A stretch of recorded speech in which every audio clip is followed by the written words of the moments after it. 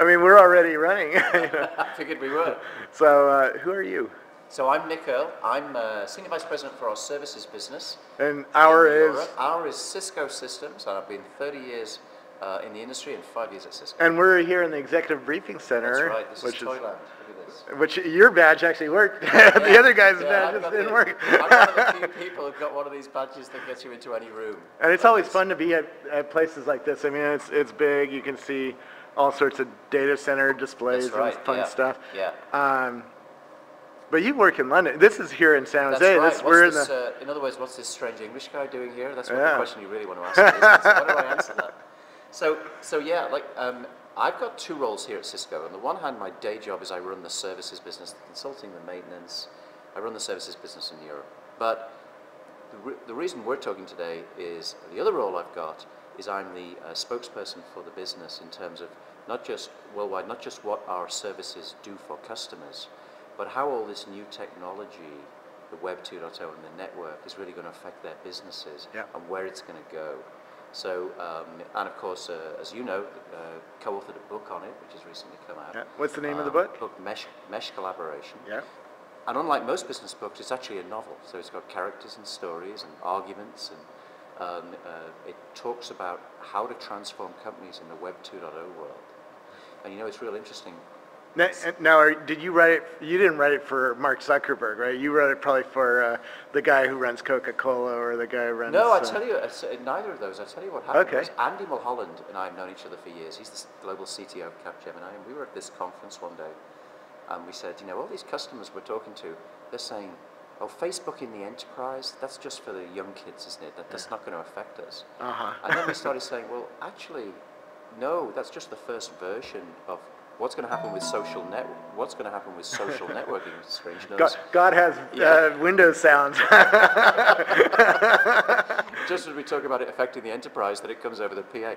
So what's going to happen is that business models are going to change. Yeah. And actually what we saw happening is kind of three things we were working out when we spent a ton of time talking to customers all around the world. Three big things we saw happening. We saw what we call the emergence of the inside-out company, where people start getting innovation from the outside. They put R&D problems on the web. People solve them. That's sort of open source, right? It's sort of like, the wisdom of crowds applied to R&D and innovation, and the sort of Wikipedia effect. And you take Cisco. You know, we put up a thing that says $250,000 to anyone who can think of a great idea for a product that we haven't thought of with our $4 billion R&D. Turns out, two students in Germany, a student in Russia who'd never met each other before, met via the website, through a website, came up with an idea collaboratively, submitted it, and walked away with $250,000. We're now going to bring something to market which we couldn't have produced ourselves. So we said, this is kind of interesting. This isn't just people using Web 2.0. Business models are changing here. Absolutely. Then the second thing we saw, and I remember I was talking to the guys, you know, being a Brit, we're always ashamed that we sold our manufacturing industry to the Germans. And now we're struggling because all we had left was financial services and it's in the tank. Yep. So then the Germans take our beloved Mini and they make it into a better car. But they don't just make it into a better car. They allow everyone on planet Earth, if they have the money, to configure their own Mini, and there'd never be two Minis that are the same. So they took the long tail, applied mass personalization to it, but then when you order your own personalized Mini, they actually distribute the supply chain and they send the order out for all the parts to all these companies as a transaction of one. Turns out BMW make about 35% more margin on mass personalization than the equivalent car from, let's say, Audi or Saab or whatever, that don't offer it. So this is like Henry Ford on its head. Even these flip cams, right? I don't have a personalized one, but on the website you can get your logo, not Cisco's like logo. on an iPod you get your name on the back and that sort of thing. Yeah. And so suddenly it's like Henry Ford was wrong was trend number 2. So you got the inside-out company. Henry Ford was wrong. It's any color you want. Forget as long as it's black. And then the third trend, talking of that device, was the cell phone industry. We were talking to, actually it was the chairman and CEO of General Motors in Las Vegas in August, was standing on stage. He spoke at a Cisco event.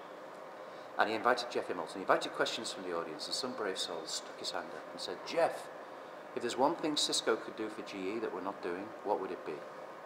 Now, he probably thought it was build a better product or whatever. And Jeff said, you know, Cisco, stop just talking to me about products and tell me how my customers are using my products. And everybody went, huh? He said, think about it. Every one of my products is connected to the internet. Yeah. Who is in a better position than Cisco to tell me how my customers are using my products? Yeah. So the third big trend is maybe information about a product is more valuable, about how a product's behaving is more valuable than the physical product. Like your cell phone device, give it away for free, get the money from the services. Yeah. So then we started saying, if that's true, and as everything gets more and more networked, then people are going to go away from product models, companies, to actually managed services information models. Yeah. So these are three big business trends enabled by Web 2.0 technologies coming into the enterprise. So we said, we're not reading any of this stuff anywhere. No one's writing about this stuff. And it's actually, hey, this sounds like Cisco's strategy. The network's the platform for making this happen. So we said, we've got to write a book. We went off. Interestingly, we never met each other during the process. We did it all collaboratively. We only met afterwards. We knew each other previously in the industry, but we never met. About 4 months later, we had a book, but it was dry. Didn't think it was working. So we decided to put one last piece in it, which is, if you're a CIO, is this good news or bad news? Yeah. And that was the bit that made it work, because the CIO's role, and I was talking to 2 CIOs yesterday on telepresence, who volunteered this information to me. They said, you know what, Nick? In the old world, I dictated, you can only have an IBM laptop, you can't have a Mac. Yeah. You can only have this device, you have to use SAP. I decide, you use, I charge you. In the new world, the job of the CIO is to enable and get out of the way. Yep. So I'm going to give corporate versions of Facebook, corporate versions of YouTube. Like at Cisco, we have our own corporate version of YouTube. Yep. CVision, we have telepresence. So not public internet stuff, but corporate versions. Yep. The job of the CIO is to get out of the way and let people use them, and they live or die based on the usage. Fundamentally different job of the role of the CIO. Yep. And that's the debate that we're seeing in the industry. So anyway, we got the book out, big scramble, launched it, and now we're doing a whole ton of stuff because people are saying, boy, if this is going to happen, then what do I have to do? How, cloud computing kicks into this, the private clouds, public clouds, on-presence, off-presence, the role of the network, where's the intelligence? These are hot issues, as you know. I mean, you know these are hot issues in the industry. And it's getting a lot of traction, and we're doing a lot of this type of stuff. Yeah, and you wouldn't expect Cisco, right? Because Cisco started, the meme in my head is that Cisco is a company that builds that networking stuff in the data center. You almost said the word. We didn't even know, when I walked in here, I didn't even realize you made phones. We make this stuff. Yeah, that's right. And now we know you do the telepresence systems that are, but that's, the average consumer's never seen one of those, right? And it's kind of interesting because I agree with you. I've been 30 years in the industry. I was 18 years at HP, and my perception of Cisco when I joined 5 years ago was that. I mean, Cisco, not HP, computer company, consumer. I was there running the worldwide marketing here in the Valley. We made the big consumer play and everything. But what's interesting is that,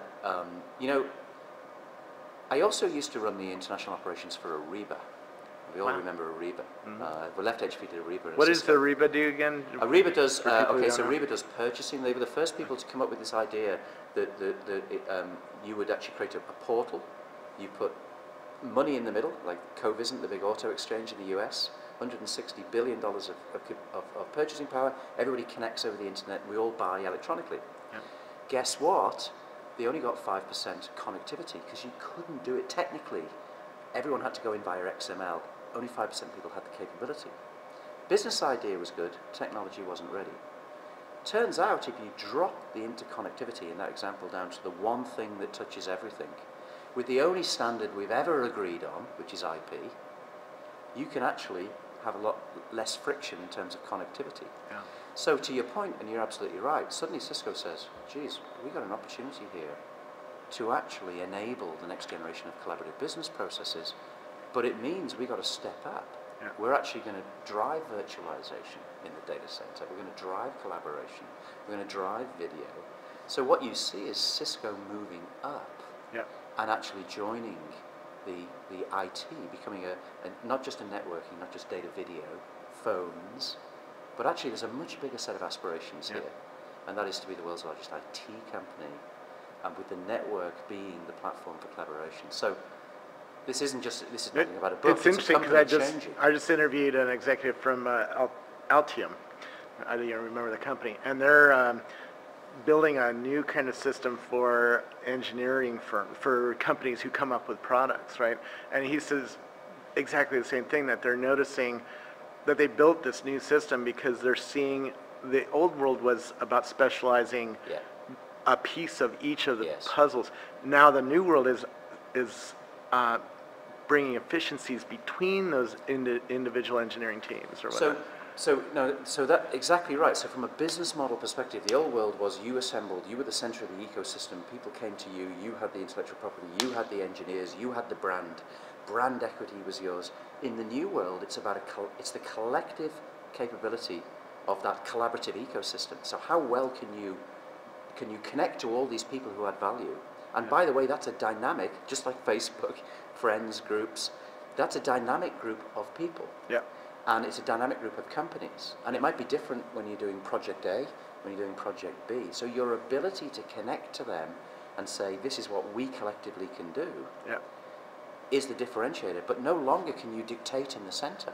Yeah. So from a marketing perspective, it's not about your brand. Yeah. It's about the collective capabilities.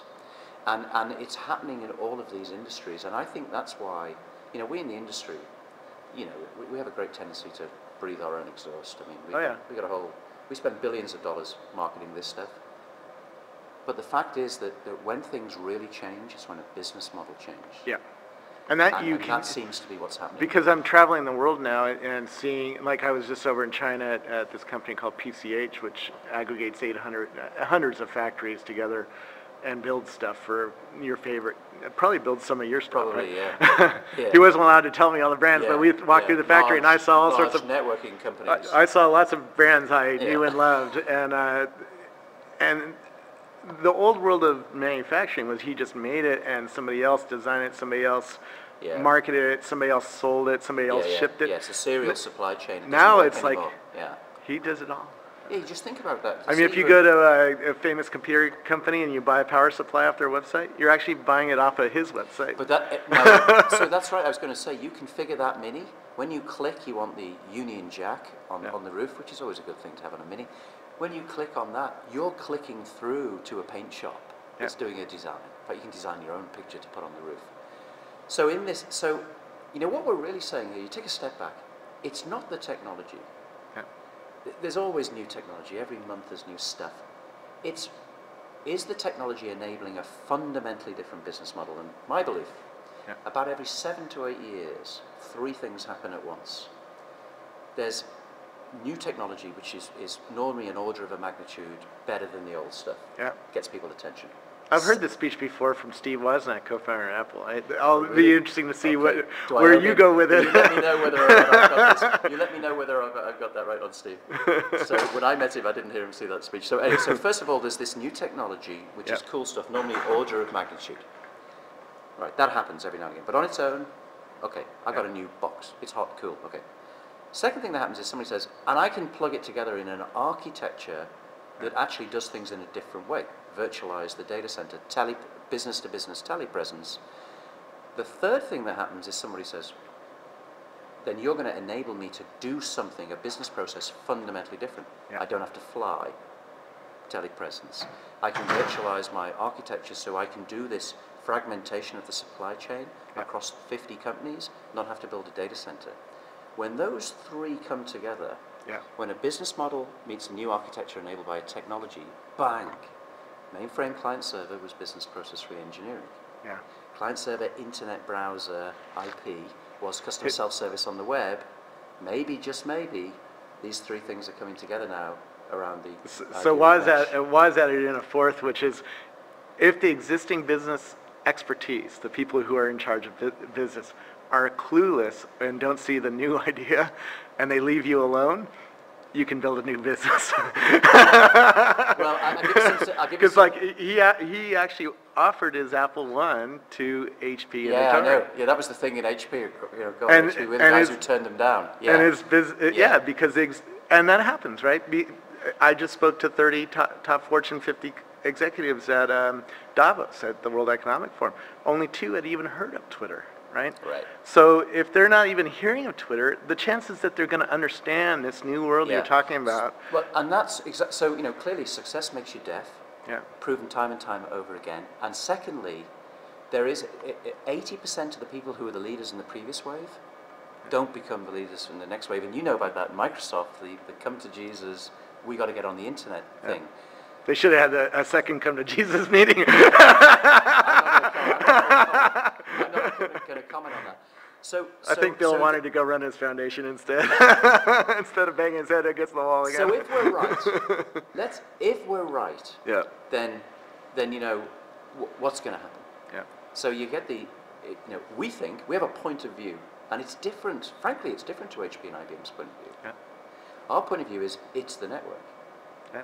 It's the network, and of course we're in a good position to do that. The network enables fundamentally different business processes. Absolutely. When this economy comes back, the world is not going to look the same as it was. No. It's changing, and frankly, the fact that there's a downturn is accelerating the adoption Absolutely. of this sort of stuff, not actually slowing it down. No, I think you're going to see fewer Microsoft Word documents and more networked word spaces. Rich, very visually rich. It doesn't even matter about the visually rich. It's the fact that they're going to be up on the cloud and they're going to be collaborative spaces Yes. where you do your word processing and now you can collaborate. Like I could collaborate with you on a press release on a or something. space, and like I said with Andy, when we Like co-wrote Google the Docs book, and spreadsheets. Yeah, right? and we didn't meet each other, and that's exactly what we did. We placed documents in, we edited them, we could see the revisions and whatever. But that's a different world to the one we've got right now. Yeah. If you're a CIO, that's a different world to what you grew up in. Your job is to create collaboration tools and get out of the way. Yeah. Your job is not to build, tightly coupled stacks where the middleware is connected to the app and the storage and the OS. Your job is to fragment it and let the market choose. Your world is not. And you to probably have to own do it while you're laying 20% of your workforce guess off. What? And guess what? While you're doing all this front end stuff, you got this back end stuff which says I got to get cost out of my model, and so that's why, as we said earlier, the fourth dynamic of the book was, yeah, it's all cool, it's great, it's a story. The company, it's a happy ending. The company gets into smart services, uses the network to create managed services information, but the turmoil is in the IT department. Yeah. Because the IT department says, whoa.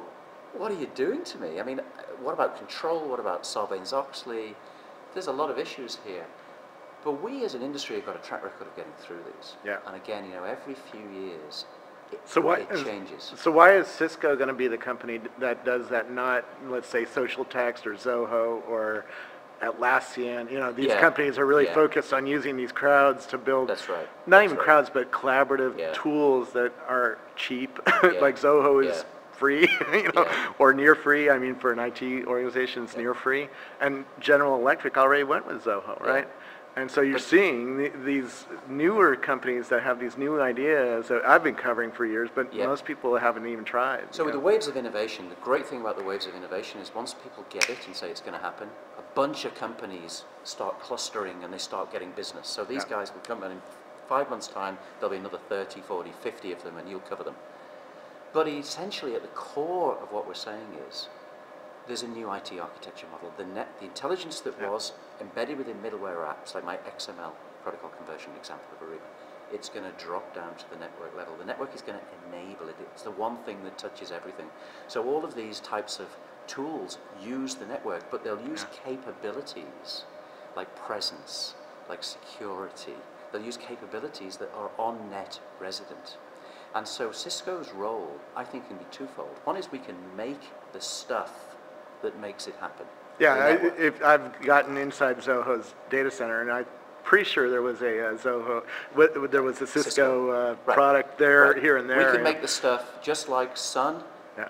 Sun's, all the websites, 97, 98, what do they have? Sun servers. Yeah. We can be the company that makes the cool stuff that makes it happen. But secondly, and perhaps the one that people don't realize what else we can do, we can also, and this comes back to actually my day job, normally, is the running the services business. We can also be the company that defines the IT architecture, not the networking architecture. Yeah. The IT architecture for how companies can get this cost out, break it apart, and put a new architecture in. So we have the opportunity, clearly because of Cisco's role in networking, you'd say, well, I know you can make this stuff, and I expect you. It's kind of yours to lose, Cisco. You should do this. Yep. But what we then can do is say, look, we want to actually be the people who advise customers on how to do this. Yep. Now the trick here, and I used something I don't saying we're different to HP and IBM, and I was 18 years. IBM ended up worldwide level. Yeah, because IBM. Sorry, excuse me, 18 years at HP. Yeah, but IBM is certainly, you know, they have moved into that space, well, the consulting but space. in a different way. So this is kind of like the final point. I didn't say we wanted to be a services company. I said we wanted to be a solutions company. IBM have how many consultants? Must be getting on for 200,000. Yeah. HP bought EDS. How many consultants? Well, with what they already had in HP services, 120, 130,000. Cisco, from a consulting point of view, how many consultants? Total services employees, including the engineers, less than 10,000. Okay. Yet here we are saying aspirations to be the third 800-pound gorilla in IT. Because the difference is we're doing this with a collaborative ecosystem. Everything I've just talked about is actually the way Cisco is pulling this off. We're not doing it by saying we have to compete with our partners. We don't want to buy a consulting company to be able to do this. Yeah. If our belief is right, there's going to be the networking, the network is actually going to do this, then when you have a strong point of view, and if you're right, you attract people to your view of what's going to happen in the industry, and together, collaboratively, we pull it off. Yeah. Fundamentally different approach. We don't want to be a services company, we want to be the collaborative solutions company enabling these business processes. I think that's the real cool thing. That's what's really happening here. And I think in a few years' time when we look back, that's what we'll say is what really happened, because it's a different approach. Oh, absolutely. Based on the network being the thing that touches everything. Absolutely. I'm just about to put up a blog post of like 10 companies that the internet enabled or are using, like, I don't want to get into it. Hippocrates is one.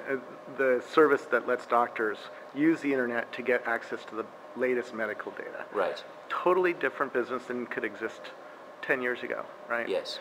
First of all, you didn't have an iPhone. You didn't have the device that somebody could hold around. You didn't have the internet. That enabled by the network. And you know, to be fair, the world is flat type thing starts off with the medical story of the stuff being done overnight by the people in India. So the flattening being the network effect, or enabled by the network. And I think that's where it gets really interesting, is that, you know, we're talking about I call, you know, that first one, the inside out company.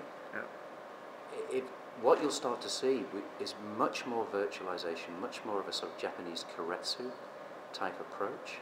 You know, I think marketing, is your brand important, or is your capabilities important? Products, is the product important, or is information how the product's being used is important? Yeah. Intellectual property, is our intellectual property and patents the key thing? Yeah. But is there a new form of intellectual property which is the ability to actually show how our products are using and turn support from reactive to proactive? Yeah. Why do I have to fix stuff? Why can't I tell you it's going wrong and then fix it remotely and just tell you I've fixed it? Yeah. Sales, if I know how you're using it, then I can suggest you buy things without waiting for you to issue an RFP. Yeah. You can go on and on and on, and suddenly you think, there's something really big happening here. There's new business models emerging. The one thing they've got in common is that they need this, and I go back to my Ariba days, which was a great idea, but it didn't work. I go back to my HP days, where you got all that money locked up in those blade servers, and it's only an average utilization of processors less than 20%. Somehow you need to fragment it and put a set of capabilities on something that's common, and then stand back and let it go. Yeah. And I think that is what is going to happen, and that's everything that we're doing. If we then step up and say, hey, actually, what if we've done this stuff? You know, we're not saying we've got everything. All these other companies are going to join in, but actually, we've done a lot of this stuff. We can actually then become a solutions company, and then it gets really cool. Because to your question earlier on, which is a really good one, if you think Cisco, you don't think about this stuff, do you? No. You don't think that But then when you go through it, people have different views, of course they do, but say, you know what, you could actually do this. And is that why, because Cisco is just about to announce a whole push into cloud computing and all that fun stuff. Is that why? To have an enabling block that you can then say, here's a way that we can build you a solution really easily, really quickly? So clearly, we're going, and there's a bunch of stuff we've not announced yet, but Right. people know that we're going in that direction. There's two reasons why that's really important. When I said the mainframe client, there were things you couldn't do on mainframe that you could do on client server. Yeah. McCormack and Dodge gave way to SAP, because SAP had the embedded business object layer. McCormack and Dodge, it was a better general ledger, it just did it differently. So when you break open the data center and virtualize it, there's a ton of stuff with wind at your back. Less power, less space, gives out less heat, runs quicker, all the order of magnitude stuff is possible the more you push virtualization. Secondly, there's an economic reason for doing it. If you look at $100, the IT industry being $100, networking is $7. Data center is about $40. The money's locked up in the 40, can be unlocked by the capabilities in the 7. So there's a reason for doing that. The third reason that we think virtualization in data center is really important is this network effect. If you are going to do the mini and distribute everything, if you're going to do, Boeing has 300 suppliers in a shared CAD environment designing a plane online, yeah. and then they build it at the last minute. Totally different model. If you're going to do that, the Boeing model, you don't do it with one humongous data center in the middle, yeah. and then pass batch files out to everybody else. So this world, the big switch type thinking, yeah. this world that's going to happen requires it. And even frankly, CERN's machine that's kicking off those terabytes every second or whatever, they're not centrally processing it. They're kicking that data all over the world to different data centers exactly. at Stanford and Japan. And boy, do they understand this concept, because CERN, of course, being involved in the whole internet wave in the first place, the idea that network is massively important. So real-time sense and respond capabilities can't be done when you have this latency. The moment you go up from the network level, you get into layers of abstraction above the network.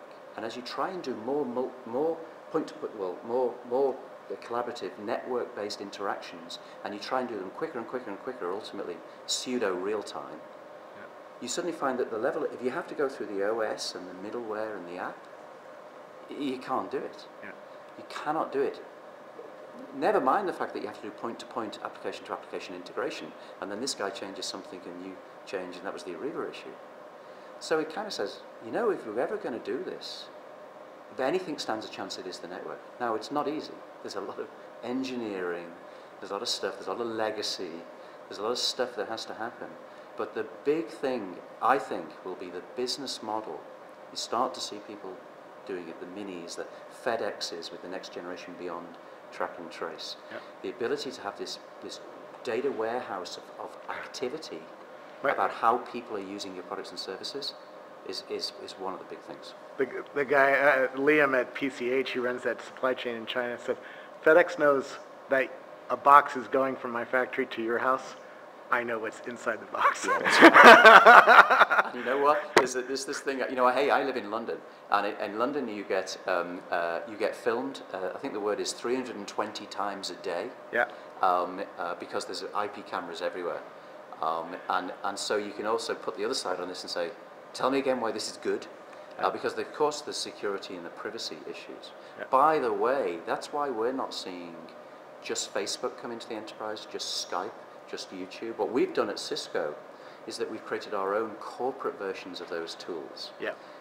And because these issues to security, privacy, scalability are big issues. So actually we're seeing corporate Web 2.0 tools being the big thing, not just consumer 2.0 tools being it, because there is that other side, which we're still having to do a lot of work on, because they're big issues. You're absolutely Very right. cool.